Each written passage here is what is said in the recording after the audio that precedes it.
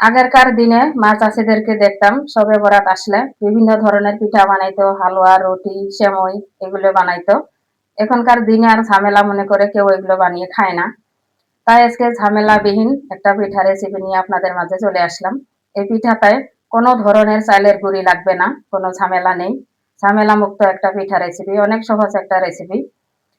এই পিঠাটা কিন্তু যাকে বানিয়ে খাওয়াবেন সে আপনার প্রেমে পড়ে যাবে। অনেক মজার একটা পিঠা। পিঠাটা বানানোর জন্য আমি এখানে নিয়েছি গুড়, নারকেল গুঁড়া, স্বাদ মতো লবণ, এলাচের গুঁড়া, আর নিয়েছি সুজি আর ময়দা নিয়েছি।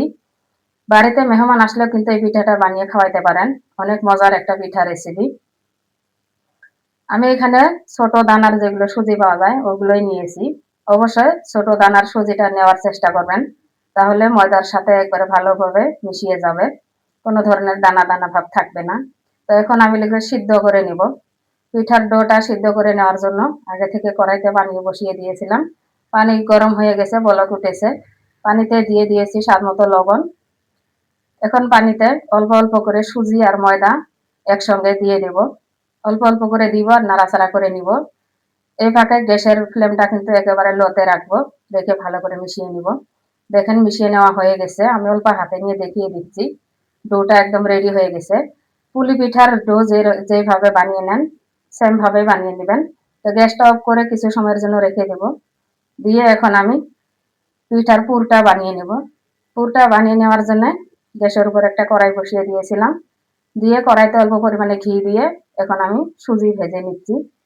সুজিটা ভালো করে ভেজে নেবেন, গ্যাসের ফ্লেমটা লোতে রেখে ভেজে নেবেন, না হলে জ্বলে যাবে। তো সুজি ভাজা হয়ে গেছে। এখন সুজির সাথে দিয়ে দিচ্ছি নারকেল কোড়া আর গুড়। এগুলো এখন ভালো করে একসাথে মিশিয়ে নেব। এই তো কিছুক্ষণ ভেজে নিয়েছি। এগুলো অল্প শুকনো শুকনো হয়ে গেছে, তার জন্য দিয়ে দিলাম অল্প পরিমাণে পানি। কেউ চাইলে পানির পরিবর্তে এখানে দুধটাও দিতে পারেন। এই সময় আমার হাতের কাছে দুধ নেই, তাই আমি পানি দিয়ে দিয়েছি। এখন দিয়ে দিলাম 3 চামচের মতো গুঁড়া দুধ। গুঁড়া দুধটা থাকলে দিয়ে দিবেন, না থাকলে নেই, এটা অপশনাল। দিলে খাইতে ভালো লাগবে। এখন গুঁড়া দুধ দিয়েও ভালো করে মিশিয়ে নিচ্ছি। আর এগুলো ভাজার সময় গ্যাসের ফ্লেমটা একেবারে লোতে রাখবেন। এই তো গুঁড়া দুধ মিশিয়ে নিয়ে এখন দিয়ে দিচ্ছি স্বাদ মতো লবণ আর এলাচের গুঁড়া। এগুলো দিয়েও ভালো করে ভেজে নিব। আর এগুলো ভাজার সময় কিন্তু একটু আঠালো ভাব হবে, এতে ভয়ের কোনো কারণ নেই। ভাজা হয়ে গেলে এগুলো ঠিক হয়ে যাবে। এতো ভাজা হয়ে গেছে দেখেন। এখন আমি এগুলো কড়াই থেকে নামিয়ে নিব। নামিয়ে নিয়ে চলে আসলাম পিঠা বানানোর জন্য। আর পিঠার ডোটা আমি আগে মথে নিয়েছি, এটা ভিডিওতে স্কিপ হয়ে গেছে।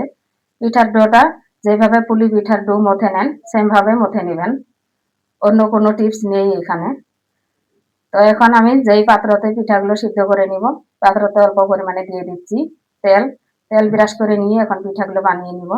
দেখেন আমি অল্প পিঠার ডো নিয়ে, অল্প পুর নিয়ে এখন একটা পিঠা বানিয়ে দেখাচ্ছি। আপনারা ভালো করে লক্ষ্য করে দেখলে বুঝতে পারবেন পিঠাগুলো কিভাবে বানিয়ে নিচ্ছি।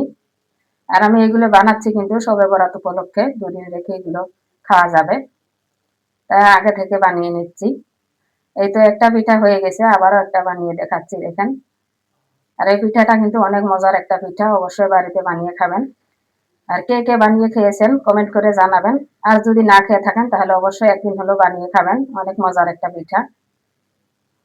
এই তো আবারও একটা পিঠা বানানো হয়ে গেছে দেখেন। আবারও নিয়ে নিচ্ছি অল্প পরিমাণে ডো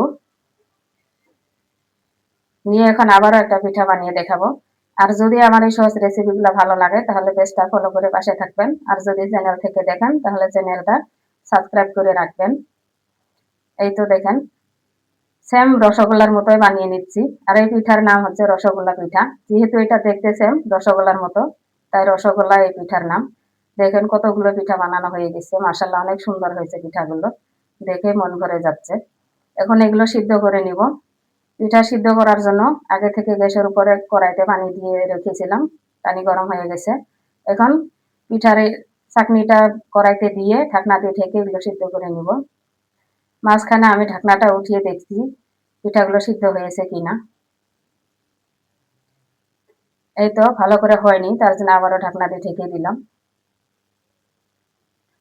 এখন দেখেন পিঠাগুলো সিদ্ধ হয়ে গেছে, মাশাআল্লাহ অনেক সুন্দর হয়েছে। এখন আমি উঠিয়ে দেখিয়ে দিচ্ছি আপনাদেরকে কত সুন্দর হয়েছে, অনেক সুন্দর হয়েছে। এখন আমি একটা পিঠা ভাঙিয়ে দেখিয়ে দিচ্ছি। দেখেন কত সুন্দর হয়েছে, ভিতরের পুরটাও কত সুন্দর, অনেক সুন্দর হয়েছে, খাইতে কিন্তু অনেক মজা লাগবে এই পিঠাটা।